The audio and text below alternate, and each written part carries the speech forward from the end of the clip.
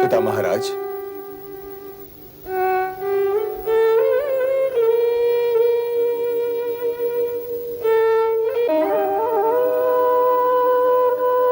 पधारिए माता सत्यवती।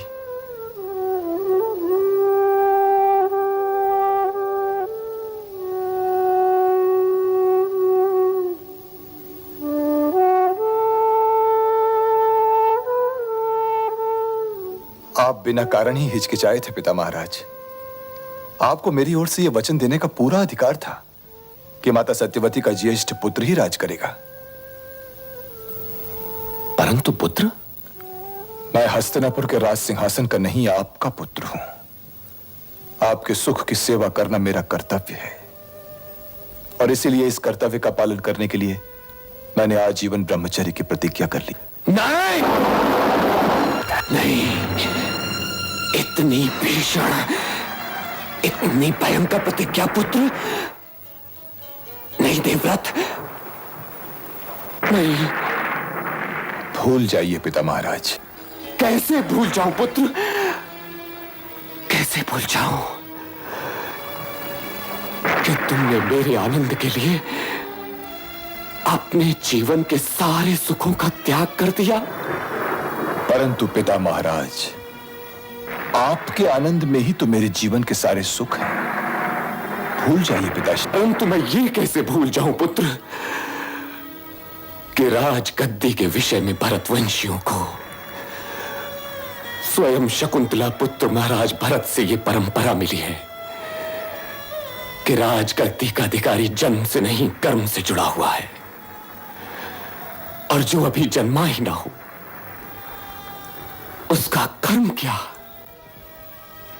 परंतु राजा का एक कर्तव्य यह भी है महाराज कि वो अपनी प्रजा के अधिकारों की रक्षा करे। राजा का यह कर्तव्य अवश्य है पुत्र, परंतु मैंने अपने कौन से अधिकारों की रक्षा नहीं की। मेरे पिताश्री, आप मेरे एक अधिकार की रक्षा नहीं कर रहे। तुम ये क्या कह रहे हो पुत्र? आप मेरे वचन देने के अधिकार की रक्षा नहीं कर रहे हैं पिता महाराज। तुमने तो मुझे अवाक कर दिया पुत्र। अब इसके आगे मैं क्या कहूं? तुमने तो वो किया है जो जग को सदा याद रहेगा। इसके लिए तुम्हारा पिता तुम्हें आशीर्वाद देता है। सुख दुख, शांति और अशांति के दो राह पर खड़ा ये शांतनु तुम्हें वरदान देता है कि जब तक तुम स्वयं इच्छा न करो मृत्युलोक को नहीं त्यागोगे। पुत्र भीष्म, तुम्हारा नाम सदा अमर रहेगा। तुम जब तक चाहोगे जियोगे और मृत्यु तुम्हारी इच्छा के बिना तुम्हारे पास नहीं आएगी।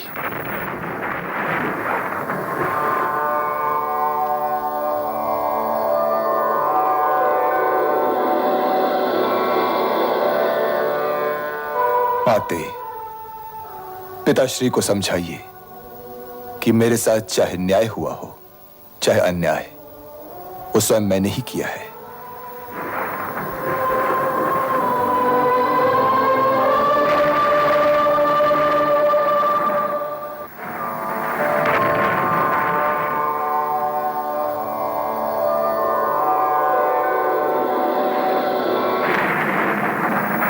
आज से हम देवव्रत को भीष्म ही कहेंगे आर्यपुत्र।